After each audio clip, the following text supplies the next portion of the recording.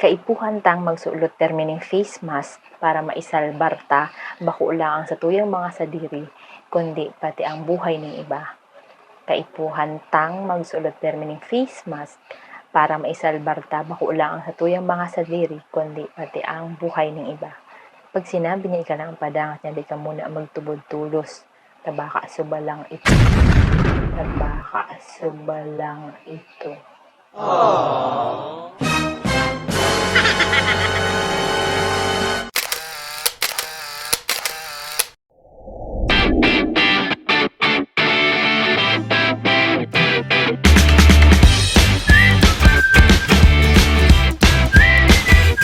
Marahay na aga, marahay na udto, marahay na banggi sa Indogabos. And welcome sa part 20 na i-translate mo, Bicol Tagalog Translation. Ngayon naman, mag-share ako ng 15 Bicol words na nagsisimula sa letter S. If you want to learn more, please like and follow my Facebook page and don't forget to subscribe to my YouTube channel. Heto na ang 15 Bicol words na nagsisimula sa letter S. Tara, puunan ta na. Number 1, sabat.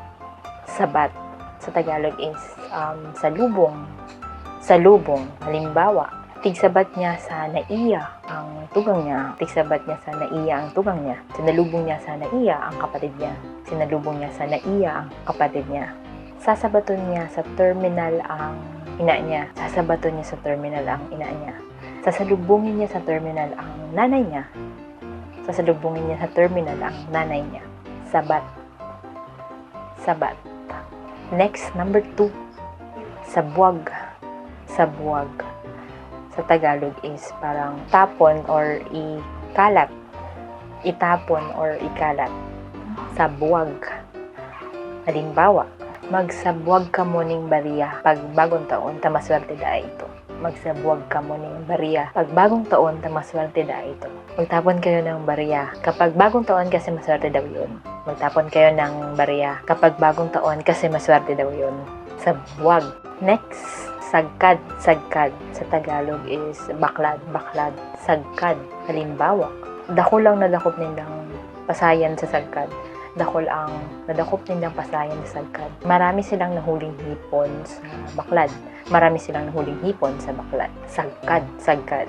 Next, number 4, sakdo. Sakdo. Sa Tagalog is igib. Igib.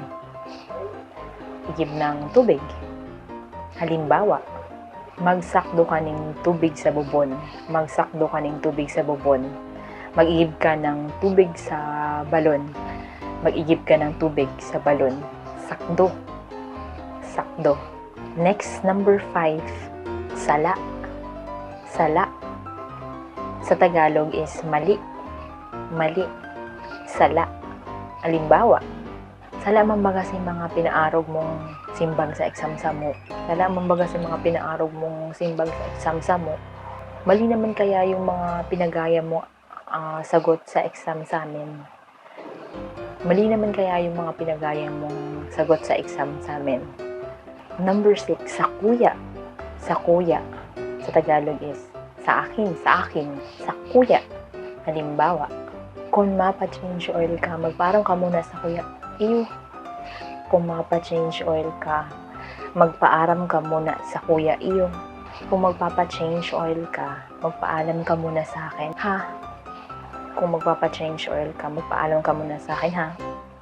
Sa kuya. Sa kuya. Next, 7, salbar. Salbar.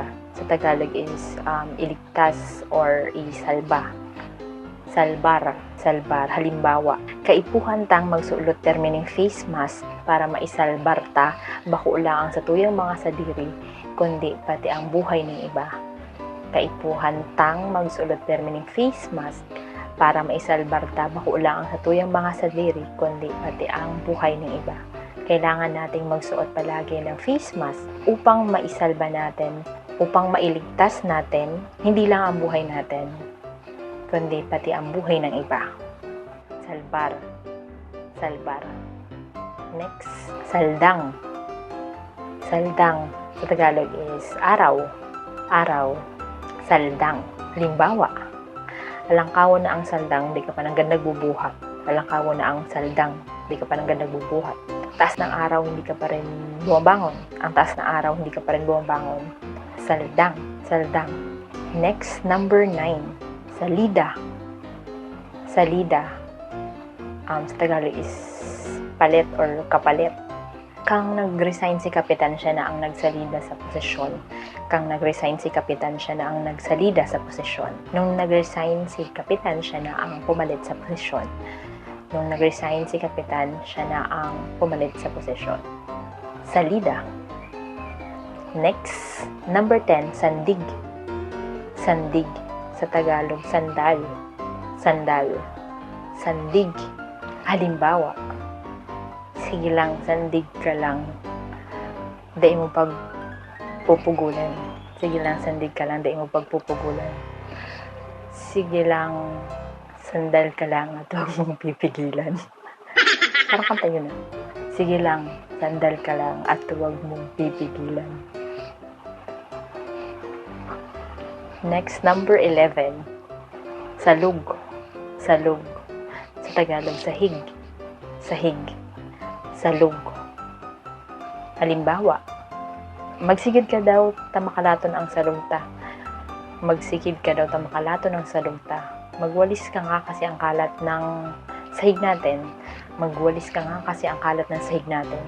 Salug. Salug. Next, number 12. Sadit. Sadit. Sa Tagalog, maliit.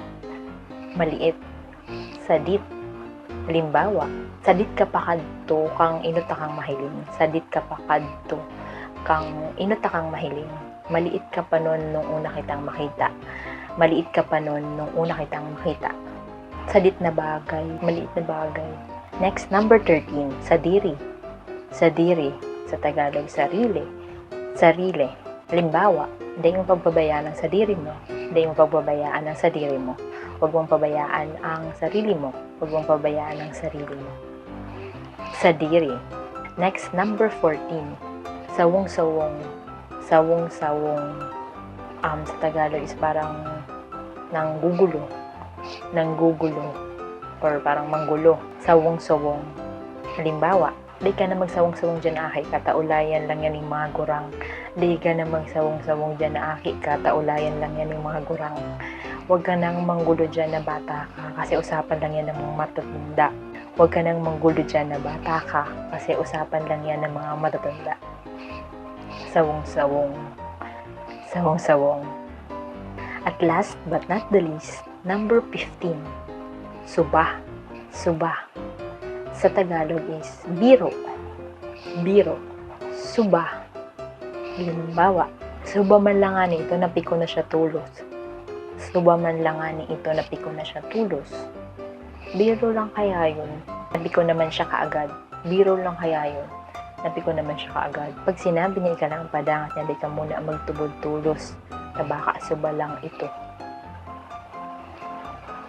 Pag sinabi niya ika lang ang padangat niya, di ka muna magtubod tulos. Tabaka suba lang ito. Kapag sinabi niya ikaw lang ang mahal niya, huwag ka munang maniwala kaagad kasi baka biro lang yun.